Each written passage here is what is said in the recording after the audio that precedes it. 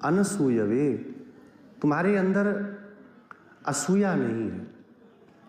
उपदेश भी किसके पास करना चाहिए, उपदेश भी किसको देना चाहिए, और कौन उपदेश को समझ सकता है? तो भगवान गीता में कहते हैं जिसके हृदय में असूया है वो कभी किसी उपदेश को स्वीकार नहीं कर सकता, उसको अपने जीवन में उतार नहीं सकता, समझ नहीं सकता। असूया क्या है? किसी के अच्छे गुणों को देख करके उसमें दोषों का आरोपण कर देना। कोई व्यक्ति संसार में देखिए, सब जितने भी हैं संसार में, सबके अंदर गुण भी हैं और सबके अंदर दोष भी हैं। गुण दोषमय सकल कीन करतार, गोस्वामी जी कहते हैं यह सारा संसार, ये प्रपंच गुणमय भी है और दोषमय भी है। दृष्टि जिसकी जैसी होती है उसको वही दिखाई पड़ता है। हमारी दृष्टि गुणग्राही है तो हमको अच्छा दिखाई पड़ेगा, दृष्टि दोषग्राही है तो केवल दोष ही दोष हमको संसार में दिखाई पड़ेंगे। यहाँ तक भगवान में और वैष्णवों में भी दोष दिखाई पड़ने लग जाते हैं।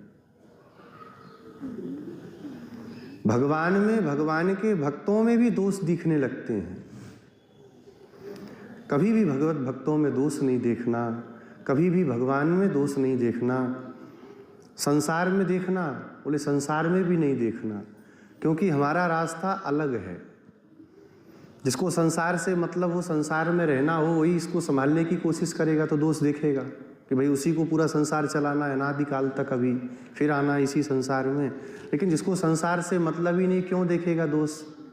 क्यों दोष में अपनी दृष्टि लगा करके अपना समय खराब करेगा?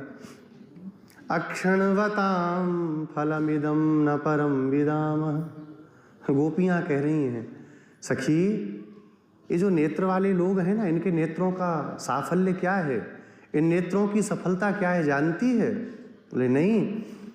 बोले जब नंद नंदन अपने भैया के साथ गौचारण करने के लिए निकलें तो उनको देखना ही नेत्र वालों के नेत्रों का साफल्य है।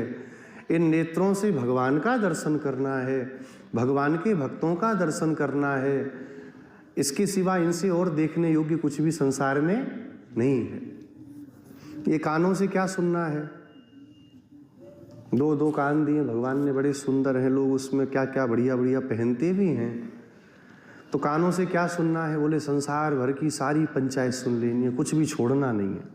बोले नहीं, कानों से भगवान की निर्मल कथाओं को सुनना है, भगवान के निर्मल यश को सुनना है। इसके सिवा इन कानों का कोई उपयोग नहीं है। ये जो जिह्वा है, ये जिह्वा किस लिए है? बोले भगवान के गुणों को गान करने के लिए है। सुलभम भगवन नाम जिह्वा च वशवर्तनी तथापि नरके यान्ति किमाश्चर्यमतः परम। भगवान का नाम कितना सुलभ है। राम कितने आराम से निकलता है।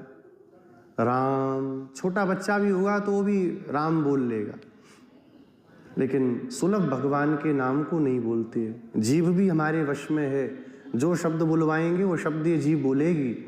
उसके बाद भी नरक जाना पड़ रहा है, तो इससे बढ़कर के आश्चर्य कोई संसार में नहीं हो सकता। भगवान का नाम कितना सुलभ और कितना भगवान के नाम में चमत्कार।